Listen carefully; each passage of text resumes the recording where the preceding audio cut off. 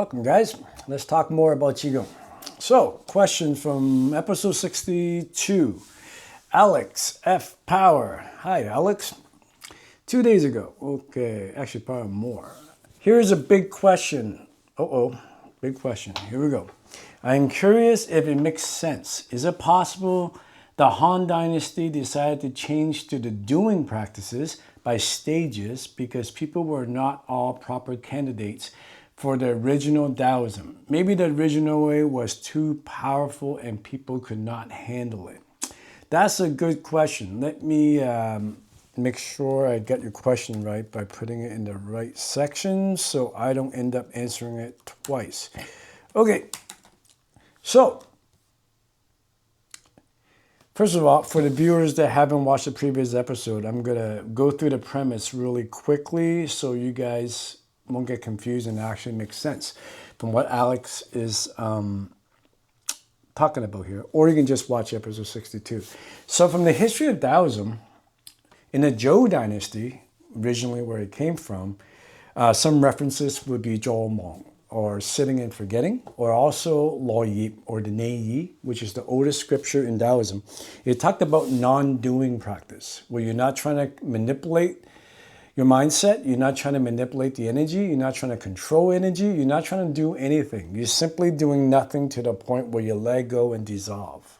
There's no stages, no techniques, no methods, nothing. There's only, there's one method. Each time you do it is the exact same one method. But every single time it's a different experience. So it's not about width, it's about depth, right? And that's the original Taoism. Its main idea is to get the consciousness to merge into the Tao, or an ice cube melting back into the ocean. And it's done directly. And the modern inheritors of this would be Zen Buddhism, that is still really famous for this, and also Tibet Dochan is very famous for this. And in Chinese, the original Taoism is not as famous, but it's still around. So that would be the Zhou Dynasty non-doing practice. You're not doing anything. You're practicing non-doing. You're not practicing gathering. You're practicing letting go. Instead of collecting methods, you're practicing letting go of methods. Instead of going somewhere, you're practicing returning. You're going back to the natural state. That would be the original Zhou Dynasty method of practicing.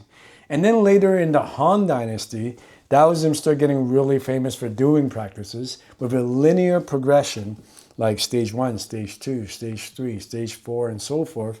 And with many, many stages, many, many techniques, many, many tricks. Basically, it's like a ladder you have to climb.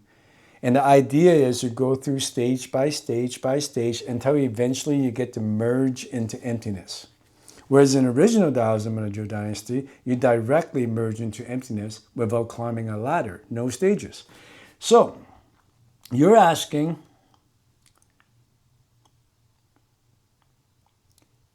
is it possible the Han Dynasty decided to change the doing practice by stages because people were not proper candidates for the original Taoism? Maybe the original was too powerful. Okay. Actually, it's not because the original method of non-doing, which is more direct. You don't climb a ladder to merge into emptiness, you directly merge into emptiness. It's not because the original method is more powerful. It's because of different personality types. And here's the reason why. The stuff doesn't change, our perception changes. So if you look at matter, right? Behind matter is energy. We know this from science. And in the West, we call matter, but we call energy by many different names. 0-point energy, dark energy, unknown energy. And I'm sure physicists will come up with more names as they discover more theories. And every 10 years, it's constantly changing. But the gist of it is behind energy is matter. In the East, they also claim behind matter is also energy. But they call this energy by different language, of course, and different names. Hinduism called this energy Brahman. Taoism called this energy the source, the mother, the Tao, the Wu Qi, the Wen Qi, the light. Buddhism calls it emptiness. And the main difference between East and West is, in the West, majority of scientists do not believe this energy is alive, but a small percentage do believe it is alive, like Plato, like the founder of quantum physics, Max Planck, like Nicholas Tesla, like Albert Einstein. So a small margin will believe this energy is alive, and a lot do not believe it is alive or just claim we don't know. But they all believe behind matter is energy. In the East, they also believe behind matter is energy, but the only difference is they believe this energy is alive. Buddhism, this energy is called emptiness. They believe, all Buddhists, if they're Buddhists, believe this energy is alive, and they call this aliveness Buddha nature. In Hinduism, Brahman is considered the supreme being is alive. In Christian mystic, the Godhead or nothingness, according to saints like Meister Eckhart and also Teresa Avila and St. John of the Cross, would say is definitely alive, is the Godhead. In Taoism, unfortunately, because of the communist Cultural Revolution, only a small margin of Taoists believe the Tao is alive. It's called Ling in Chinese, or presence. Majority of Taoists do not know it is alive because they're stuck with just health, longevity, cultivation. They haven't hit the spiritual centers yet. So maybe on another episode, I'll talk about the history of why that happened. The reason why I'm going through this is, so this energy we're talking about that is alive, or if you don't know if it's alive, depending on which level or camp that you're from. In either case, the ice returns to the ocean, and the ocean as a metaphor for this energy. This energy is alive. Okay. Is the non-doing way more powerful? Or is the doing way more powerful? Going through stages to merge into this energy, or directly merging into this energy through non-doing? The answer is neither one of them is more powerful, because the energy itself doesn't change. The energy is the energy. Your method allows different levels of perception. It is you that change. One of the things you'll realize if you sit a lot, for most people, if they sit a few hours a day, it'll happen after a few years. For others, it might happen right away because they're gifted. It really depends on a person. But for those that feel the stuff coming down or the energy coming down, they feel it here. If you ask them what this stuff is or what this energy is, 99% of the time they'll tell you it's power, because they feel it from the power center. So of course to them it's power. If they feel it in the heart, because maybe they're a little bit more higher level and now they have progressed to the point where they're opening up this center, then if you ask them when they feel the stuff coming down, what is this energy? Their answer will probably be bliss, love, unity, just an enormous amount of euphoric bliss, if you ever felt it. Because they're feeling it through the heart center, right? Now, if someone progresses even higher and they're starting to kind of open up this area and they're starting to feel it around coming down here, if you ask that person what this energy is, they'll probably tell you it's presence, is God, is the universal consciousness, all sorts of names, the divine spirit, whatever, right? Whereas in quantum physics, they just call it the unified field of consciousness. So we got all these different names, but what it is to you, depending on what center you're feeling it from. For example, okay, imagine I have a coffee cup. I thought I had a coffee cup with me. The coffee cup is circular. And outside a coffee cup, somebody put some honey on it. So it's sticky now, right? And I'm only allowed to use my tongue. I'm blindfolded. And they ask me, what is this object? When I go and lick it with my tongue, I'm going to tell you it's sweet. That's what it is. But I don't know it is circular. And I definitely don't know the design of the cup because I can't see. I'm only allowed to use my tongue. Now, opposite. If they took off the blindfold and I'm not allowed to use my tongue, they would ask me what this object is. I'm saying, well, it's a coffee cup. It's circular. There's a picture on it. I can tell you everything. But is it sour? Is it salty? Is it sweet? I don't know because I'm only allowed to use my eyes. The coffee cup is sweet and it is circular with pictures on it. The coffee cup itself didn't change. What changed is my perception based on my senses. If I'm only allowed to use my eyes, I say one thing. If I'm only allowed to use my tongue, I say another. So likewise with your question, the energy itself doesn't change. It just depends on your perception based on your level. If you're feeling the stuff from your lower center, it always feels warm. It feels almost electrical. It feels heavy and it feels powerful. When you feel it, you feel like, wow, I just had 2 cups of coffee kind of thing, right? When you feel it here, it is usually around this area that you feel like you kind of want to cry. You feel like you're being hugged. You feel like you're in a warm bathtub. You feel an enormous amount of like just peace mixed with bliss, mixed with gratitude, mixed with fulfillment and contentment. I can't describe it, and I don't think anyone in history ever have, but when you feel it is amazing. But when you feel it from here, it goes like this and it comes around in the back and it fades out a little bit. You will start feeling it is alive. It is at this point when you feel it from here that it is virtually impossible unless you do a lot of denial to be an atheist because you feel the aliveness of it. So it's the same as a coffee cup analogy. What it is doesn't change, but your perception change based on your level of cultivation, based on your senses, based on how much you have opened up. So it's not that the Han Dynasty doing practice is inferior because it's less powerful, and the non-doing methods of the original Taoism is more powerful. It's not that. It's not more powerful or less powerful. The stuff never changed. It's the perception that changed. The difference is some people need to do a bunch of stuff before they can ever do non-doing. Because from a non-doing perspective, it's kind of like, why am I doing a bunch of stuff, collecting all these techniques and methods, and climbing a ladder just so someday I can merge into emptiness, if I can do it right away without stages, directly dissolve? So that makes sense for the guy that specializes in non-doing practices, right?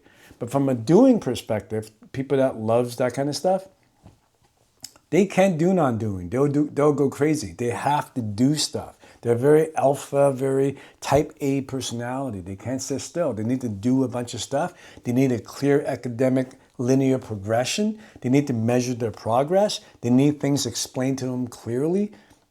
They need stuff stage by stage by stage by stage. They need structure. They're that kind of personality. A person like that would need doing practice. So it's not, I mean, if you look at Buddhism, Taoism, and Hinduism, all three traditions has doing and non-doing. Like Buddhism, for non-doing, they have Dochan in Tibet Buddhism. In Chinese and Buddhism, they have Zen or Zazen for non-doing. But they also have a bunch of doing practice, like Tantra, chanting, worshiping, chanting the Buddha's name, counting beats, 100 bows. It goes on and on. Different type of yogas, opening different centers of the body, right? So they have both. And they're very clear in Buddhism that non-doing is superior. Because why would you do a bunch of stuff to merge into emptiness if you can merge today, this moment, right away?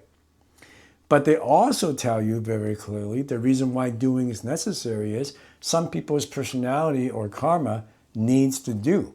They can never achieve anything with non-doing. It's just not their personality type. And Hinduism does the same thing. Of course, they have doing practices like Kundalini Yoga, opening one center at a time, or Bhakti Yoga or worship yoga. A lot of doing stuff, a lot of rituals, a lot of energetic work.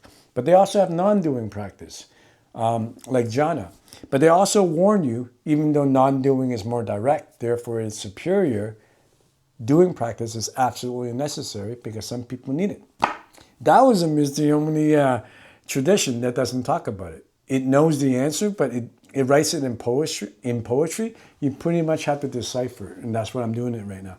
That's why I really admire Buddhism and Hinduism, because they just come out and say it. Whereas in Taoism, they have a history of staying very quiet. Because in Taoism, the scripture said, those who know does not speak, those who speak does not know.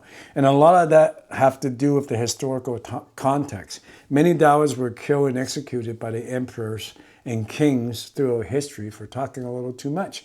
So the Chinese culture is pretty conservative in saying things, whereas in Hinduism and Buddhism, they come right out and say it, which is really good for students for clarity. So anyway, that's the first part of your question. Sorry if I'm boring you guys. I want to answer the next part of the question. Okay.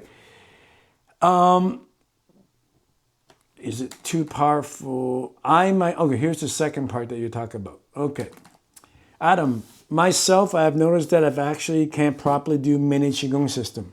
My system seems to be very sensitive to energy work, so I practice a doing spontaneous way that agrees with me. For example, when I try some qigong systems, it always makes me feel good initially. But then a few hours later, I feel off. Hard to sleep. My thoughts are going really weird. And sometimes I get visions or it gets very blurry. Also, I do take a few anxiety meds. It seems like it interacts with certain Qigong, if that makes sense. Last thing, do you happen to have any ideas of how to minimize or eliminate this kind of problem? In brackets, always heard heavily circulating energy help to prevent, reduce adverse Qigong reaction. Man, that's a very, very important question in my mind, because it's a big problem in today's, actually probably the last 100 years of doing practices that we went over. I mean, it's very seductive for people to gain and gather more knowledge. And I certainly have definitely realized that since I started this podcast, reading the emails and the endless comments, people like to get more knowledge. That's part of a common human behavior. But from a Taoism point of view, from a non-doing point of view, you want to stop gathering stages, method, and tricks and just directly merge. Instead of climbing a ladder, gathering more tricks, gathering more methods. And we already talked about that previously. But there are people that gravitate because of their personality. Like I know somebody that actually traveled around a lot, learning different systems of Hinduism, Buddhism, name it, of different meditation techniques. But in the end, he's no more spiritual than, say, 5 years ago before he started the journey. Because that addiction for power is against what spirituality is. One of the 3 poisons, according to Buddha, is greed. And when you're constantly being seduced by power of gathering more knowledge and trick, that is greed. And from a Taoist point of view, this endless idea of pursuing knowledge and tricks and power produces more suffering, because it produces an endless amount of chasing intention. So you want to be very careful about that. And when you end up doing these things, it could hurt you. Like I know if you force things into the lower center, that's very common nowadays, forcing it to spin using different breathing patterns, people can't stop because they're getting really high up this stuff. Like you can increase your energy, you can increase your heat, and you can increase an actual chemical high by doing breathing with your lower center and packing it in. So you feel really good about it. But on the other side of the fence, if you force it too much, you can have involuntary ejaculation. You can have stomach cramps. You can have sharp pain in your stomach. You can have diarrhea. These are some of the things that I've seen the last 30 years or heard about through my teachers.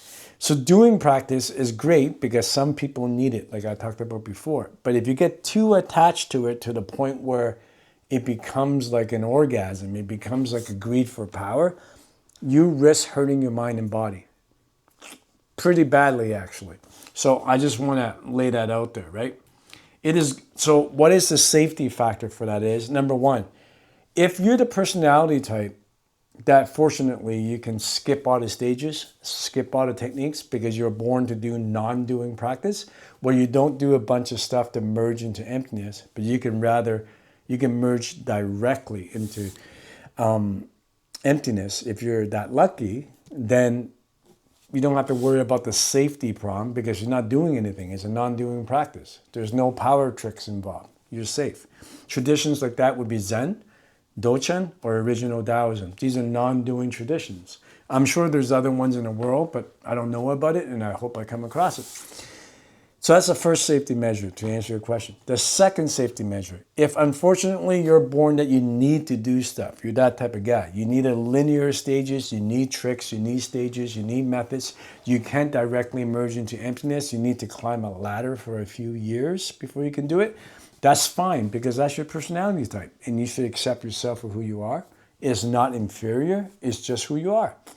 In that case, if you have to do stuff, be very, very careful not to overdo it. And the good monitor for that is, if you're applying a very specific technique or an energetic technique or a mental visualization technique, and you're getting benefits from it, you're feeling great, that's awesome.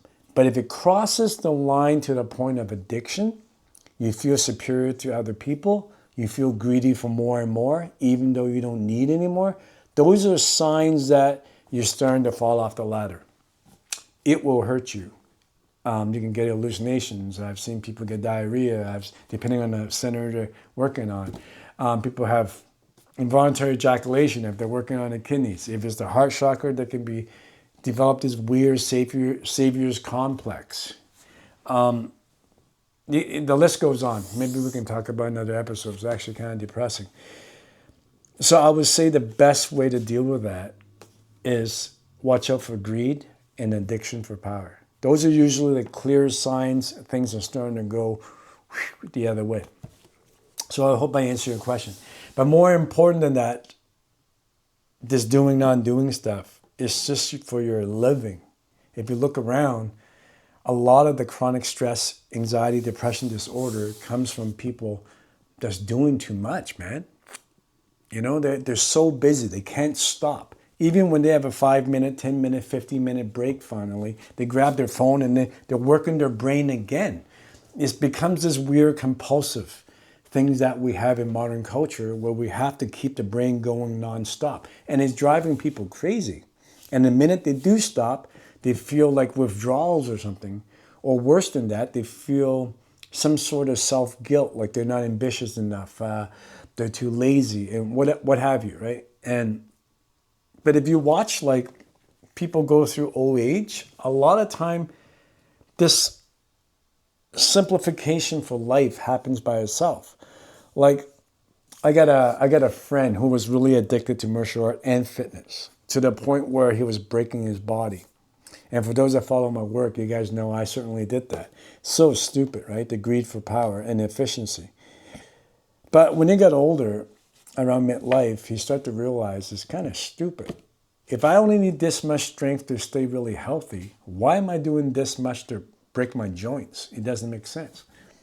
In martial art wise, if I only need this much skill to beat 99% of average people, and most people that go around attacking people are just average, in criminal statistics anyways, if I already have this much skill, why am I training to the point where I have this much skill and I'm breaking my body? I'm an old guy. So being older, you become wiser because of pain. So he stopped overtraining in fitness and he stopped overtraining in martial art, and he feels a lot more contentment because that aggression and ego and greed and this endless keeping it up, that kind of stress left his nervous system and he feels a lot better.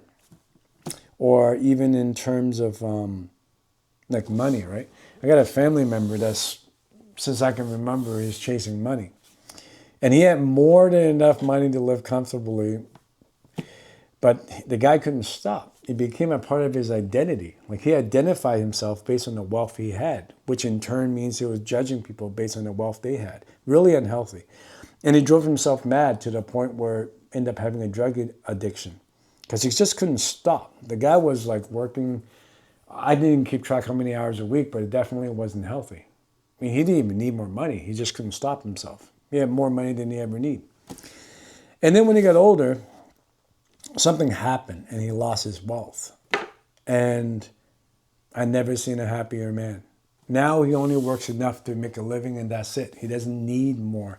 And for him to give up greed, something snuck up on him that he never expected, which is a simple life that gave him an enormous amount of contentment. It's great to see people go through that. So even if someone doesn't meditate, doesn't do this, doesn't do that, Mother Nature sometimes has a way to beat you down to the point where you learn to be humble and go through withdrawal and suffering and come out the other end with a lot more peace and contentment. And that's beautiful to see. But for the masses, I just hope people can consider this stuff, right? Maybe they can save themselves decades of suffering before life punches you in the face. Anyways, I'm babbling, so I'm going to stop. Before I go, if you're interested in learning these Taoist methods, I run an online school, a Taoist community. We train one time a week together in a live stream class, guided meditation in sitting, standing, moving, and laying down qigong. And the other half of class is live Q&A. All classes are saved in a student library. So if you miss a live stream class, it's not a big deal. We also have a student private forum where I customize and personalize all instruction for my student to fit their mind and body. There's also retreats coming up, and all students on the website gets 80% off. Also, once a month, we have a free 1-hour Q&A. And there's probably a bunch of stuff I'm forgetting. So go to the website, follow the links below, adamchanlive.com. Hope to see you there. Have a great night, guys.